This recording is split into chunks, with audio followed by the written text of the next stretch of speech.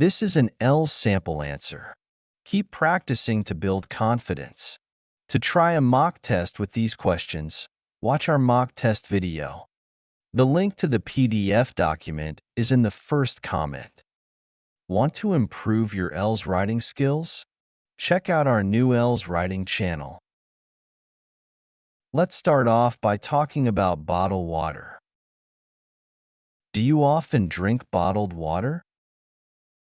Yes, I often drink bottled water, especially when I'm outdoors or traveling.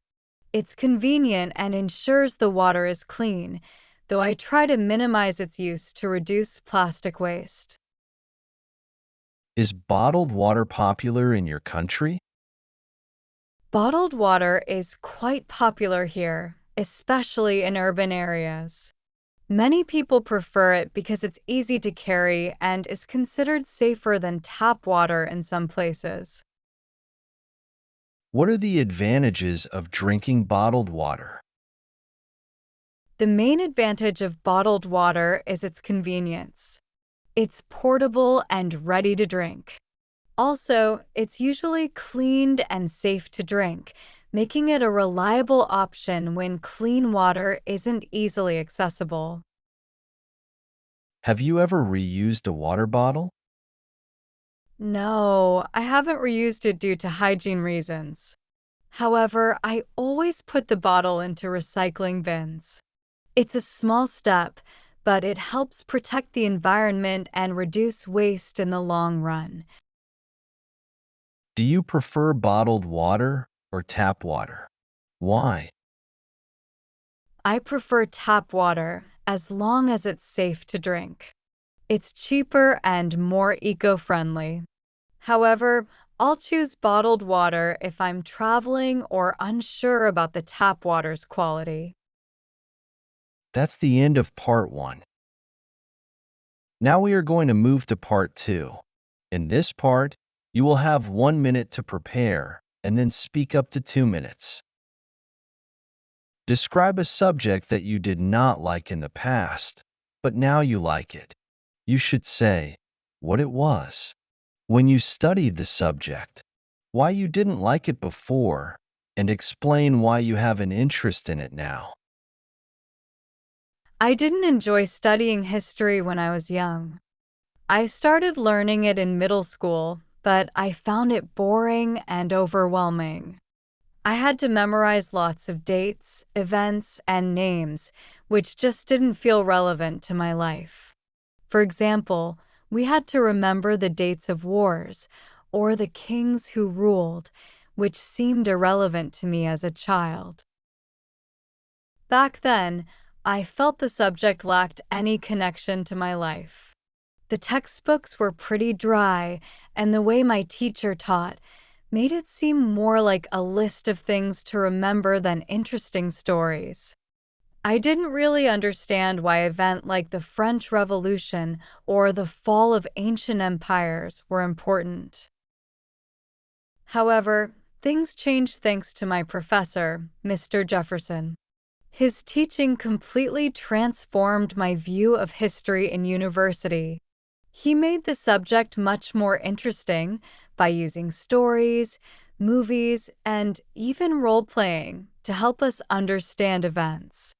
Moreover, he showed how different countries viewed the same events, offering a broader perspective. We even took part in debates about major historical moments, making this subject much more fun and engaging. Now, I really enjoy history. I've started to see how past events still affect the world today. For instance, learning about the Cold War helps me understand current international relations. Additionally, I watch documentaries and read about history in my free time.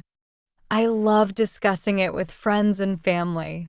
What once felt boring has turned into something that helps me better understand the world. That's the end of part 2. Now we are going to move on to part 3. We'll continue discussing the topic of study. How do you think the way people study has changed over the years? Studying has changed significantly with rise of digital technology. In the past, students mainly relied on printed textbooks and face-to-face lectures. Today, online resources, including educational apps, ebooks, and platforms such as Coursera and YouTube, provide easy access to global learning opportunities. This makes education more flexible and diverse. What are some pros and cons of online education compared to traditional learning? Online education offers flexibility, allowing students to learn at their own pace from anywhere. It's also more affordable in many cases, but it doesn't have personal interaction, which can make communication and understanding harder. For example, students might find it difficult to learn on their own without the help and encouragement of classmates and teachers. How important is it for students to develop good study habits, and how can they do this? It's very important for students to develop good study habits because it helps them learn more efficiently. They can do this by creating a regular study schedule, setting clear goals, breaking tasks into smaller steps, and avoiding distractions. For example, studying for 45 minutes and taking a 10-minute break improves focus. In your opinion, how can teachers help students stay motivated to study? Teachers can help students stay motivated by making lessons interesting and easy to understand, and giving positive feedback. Setting achievable goals and celebrating progress can also boost confidence. For example, teachers can use fun activities or real-life examples to explain topics. This can effectively help students see the value of what they're learning. Do you think universities should focus more on practical skills or academic knowledge? Universities should balance both, as each is essential. While academic knowledge forms the foundation for understanding a subject, practical skills prepare students for real-world applications.